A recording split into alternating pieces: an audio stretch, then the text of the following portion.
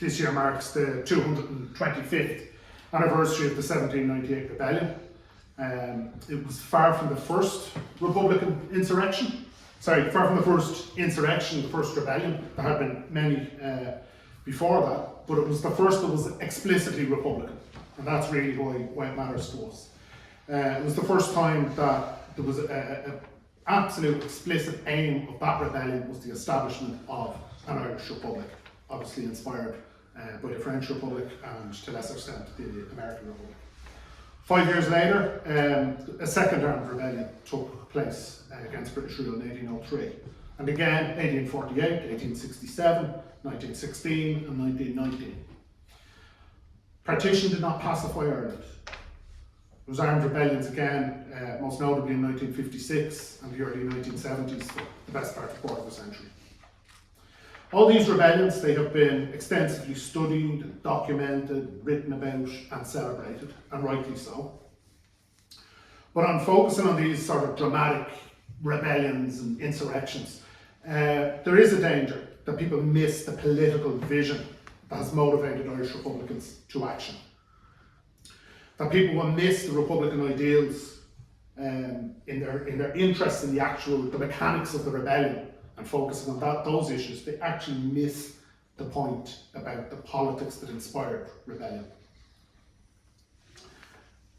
The politics that were first took root in this country in the 1790s, in the rebellion of 1798, they were far more dangerous than a pike or a musket. The Republican ideals today are far more dangerous than any rifle or any bomb. It is the politics, it is the ideals that are dangerous, and they are what the political establishment truly fear. Those Republican ideals of liberty, equality, community, sovereignty, justice and democracy, they are powerful weapons that can and must be used to drive radical change in Irish society today. The ideals might be 230 years old, but they are as relevant today as they have ever been. Liberty at a national level and at a personal level. At a national level, a free, independent, all-Ireland republic. And liberty at a personal level, that people can live their lives as they want to live them, free from social control, free from undue interference from the state or churches.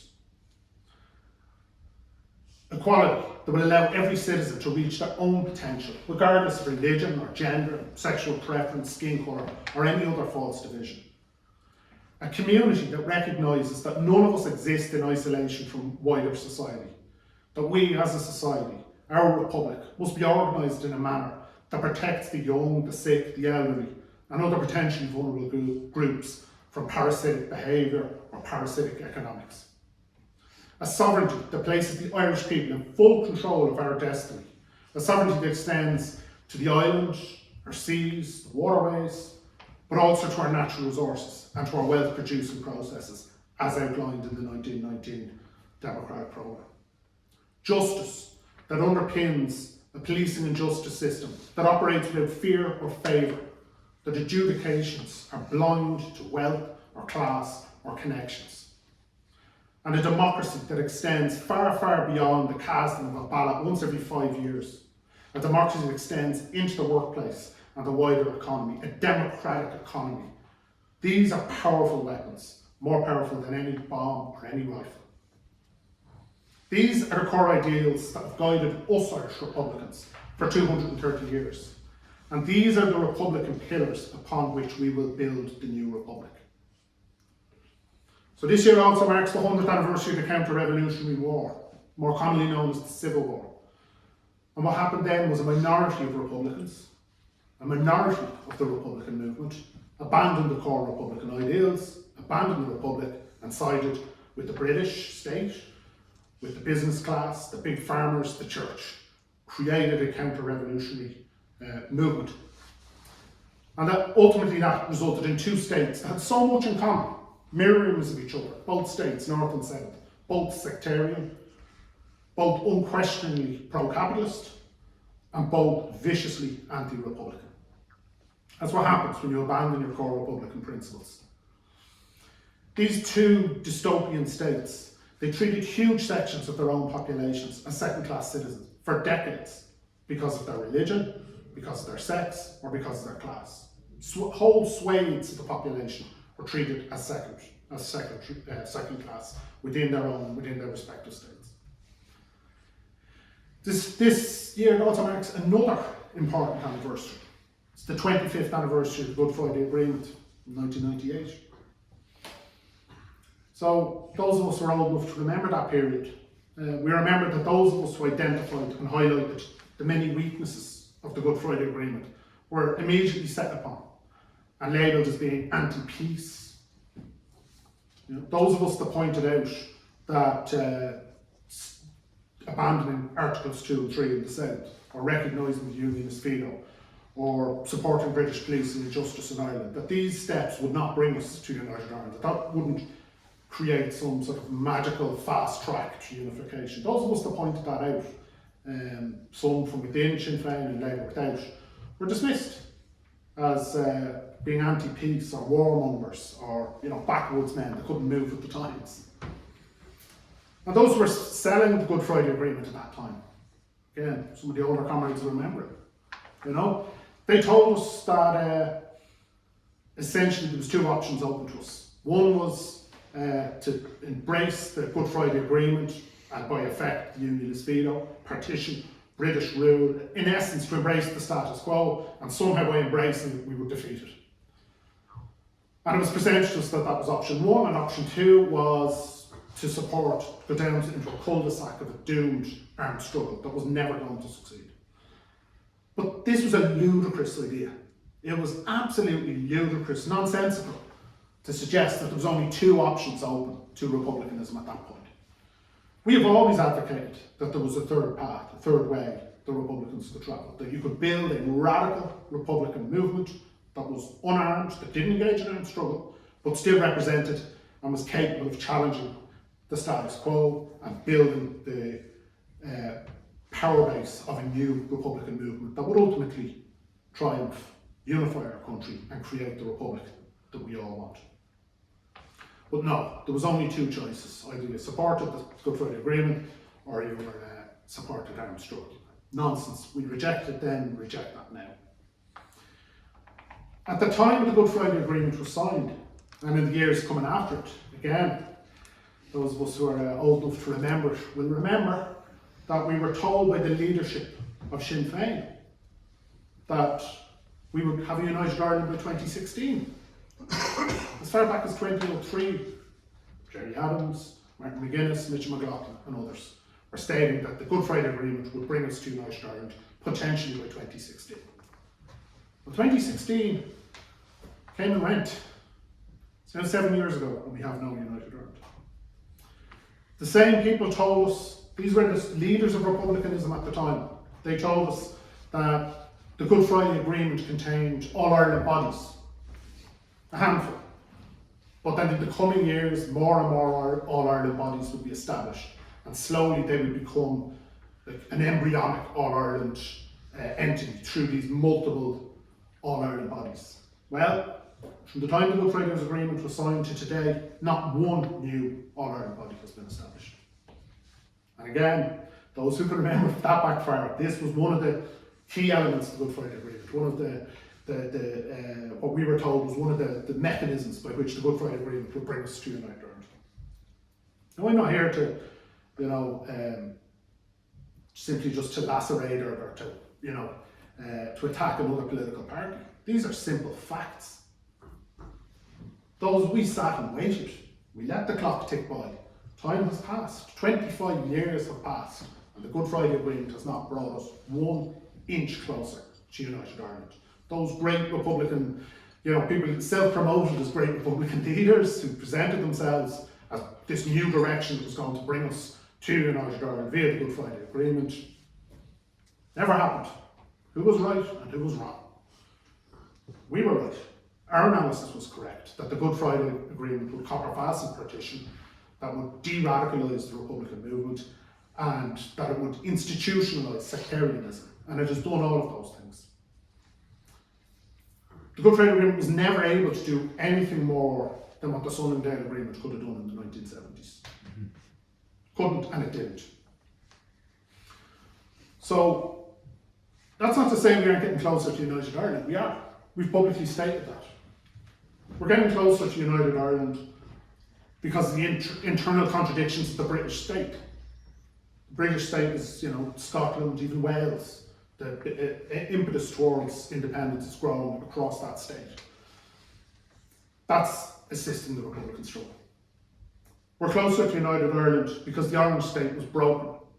It was broken by people like Brown and McKenna and others who, through confronting the Orange Order on the streets, brought the British state into contradiction with the Orange state, with the Orange Order, and certainly the power of the Orange Order now and the Orange state. If you compare how they were able to mobilise against any kind of change during the Ulster Workers' Strike in the mid-70s, compare that to the 1980s, where they mobilised against the Anglo-Irish Agreement, the 1990s, where the Orange mobilised to try and push their way down the Garvaghey Road and through other communities where they weren't wanted, through to a couple of years ago with the flags protests or the protocol protests.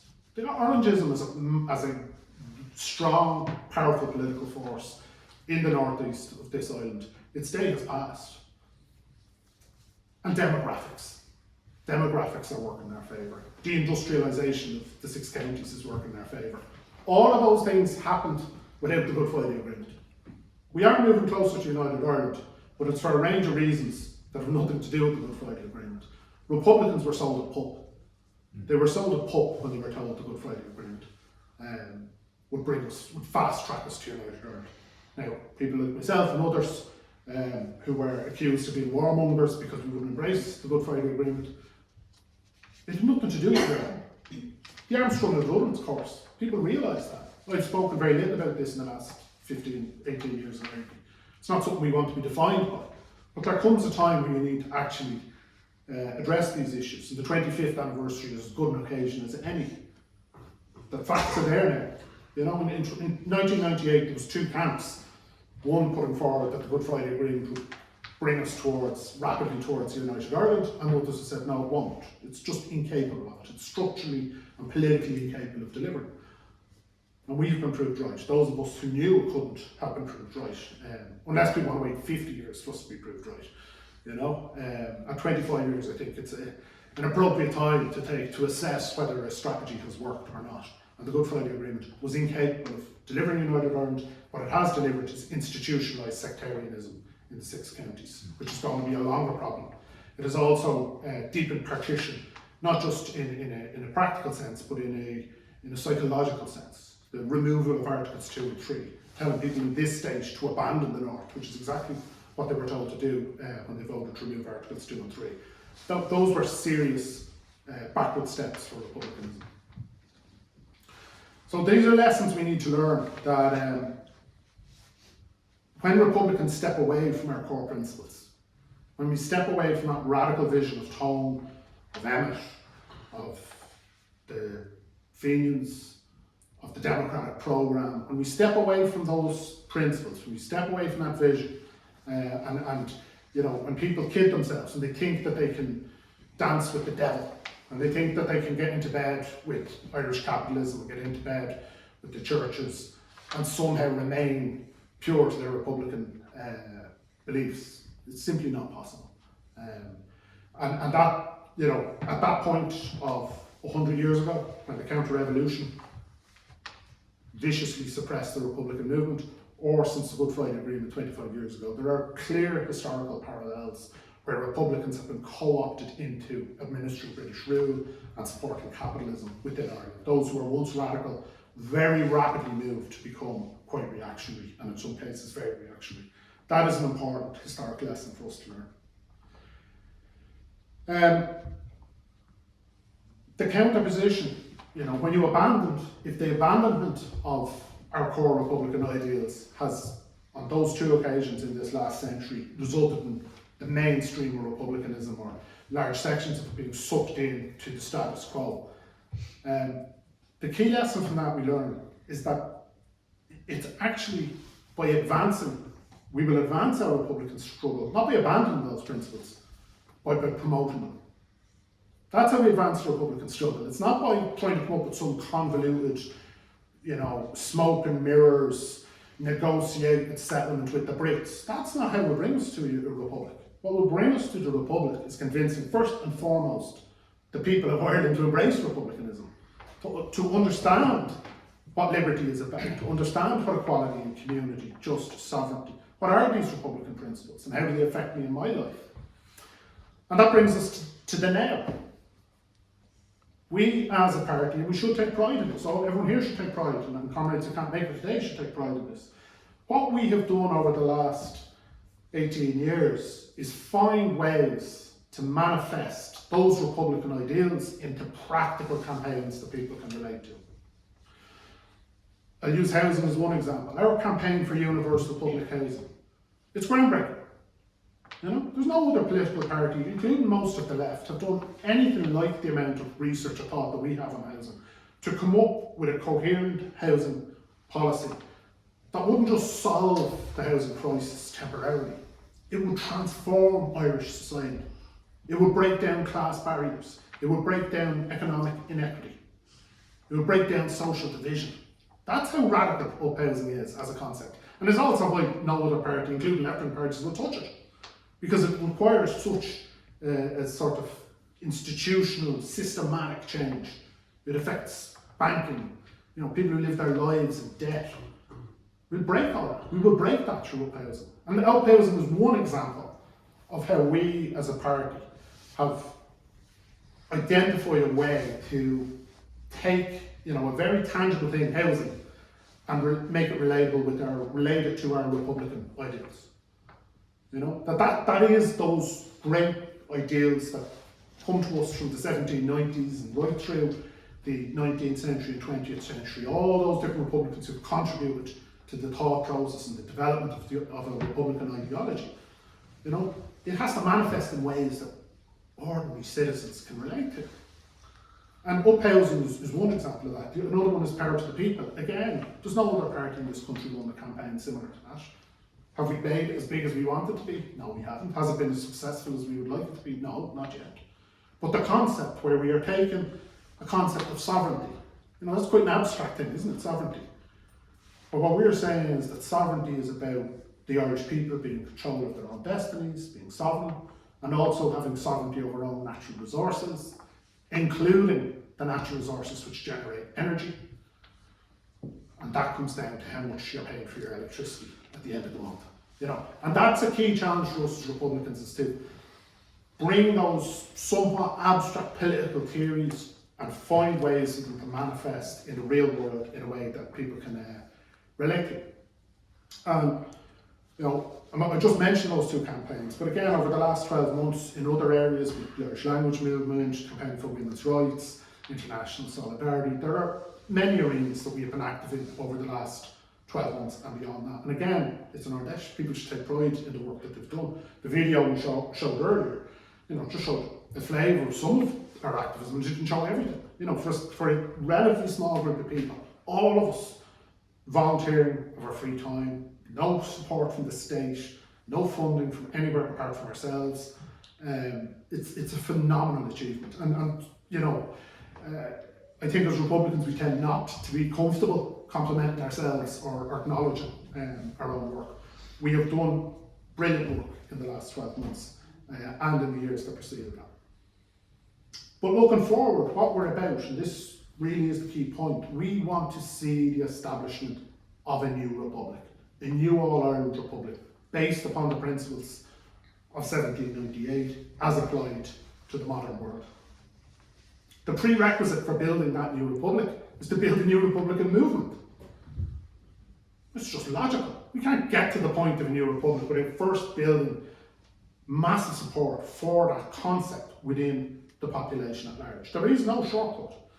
There is no trickery. There is no smoke and mirrors, where you can sort of pretend you're one thing and then magically the new republic appears, Or did you go into the institutions of your enemy, absorb, mimic your enemy, implement their policies in terms of economic policies, in terms of social policies, in terms of their political positions, and then somehow expect a different result? We have marked out that ground for 18 years, that republicanism, if it is to be successful, if it's to be relevant in the coming generation, it has to be relatable and it has to be built within communities. We have to build this new Republican movement. And it needs to incorporate people within the Irish language movement, the trade union movement, the women's movement, people who are aligned with political parties and people who aren't. It has to be a mass movement where the people come to understand, first and foremost, to understand what republicanism is about. And then secondly, that they embrace it and become supporters of our Republican vision. So, I believe that we in this room have as much right as anyone else, and more right than most others, to claim legitimate inheritance of the Republican project. There are very few active Republican groups left in Ireland at this point, where Republicanism as a political entity is on the low ebb. We have to acknowledge that. The radical Republican tendency. Sinn Féin, the main Republican party, has moved significantly to the centre, and that will continue in the coming years. The space is there to build a radical Republican Party of the left. It's there to be done, there's no doubt about that.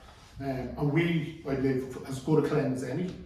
Over the last couple of years, we've recruited a new cohort of activists, and we are doing really good work. As I was saying earlier, the key for us now is to be patient. Work hard, be determined, be ambitious, but also be patient and realistic. And if we can combine those various characteristics together, and they're a bit contradictory, to be hungry and ambitious, but also be patient, if we can combine those, and that's up to each of us individually to do that so that we can do it collectively. If collectively we can keep our eye on the ball, on the prize of what we are trying to do, which is slowly, incrementally build a new Republican Party in that space, in that third space, which rejects compromise and being absorbed into the political establishment, being absorbed by the ancien regime, rejects that, and equally rejects dead-end militarism. That we create a new space where radical Republican ideals manifest themselves in the Irish language movement, through campaigns, within the women's movement, the trade union movement, within communities, and recruit and build on that basis. And do as the United Irishmen did, do as the Young Irelanders did, do as the Fenians did. Get out there into our communities, convince people of our politics, recruit them into our organisation, be it as party members or supporters, and repeat, and repeat, and repeat, and build a movement that can start really genuinely, not just to have good ideas, but also have the political strength to push those ideas, to force those ideas, to drive change. And that's the project that's ahead of us. It is the same project that was ahead of the United Irishmen 225 years plus ago. It'll be the same project in 5 and 10 years' time. We don't need to reinvent the wheel in any of this. Continue doing what we're doing, be determined, understand that when we act in the name of the Irish Republic, in the Republic that was extinguished 100 years ago, and in the name of the Republic that we will establish within our lifetimes. Thank you.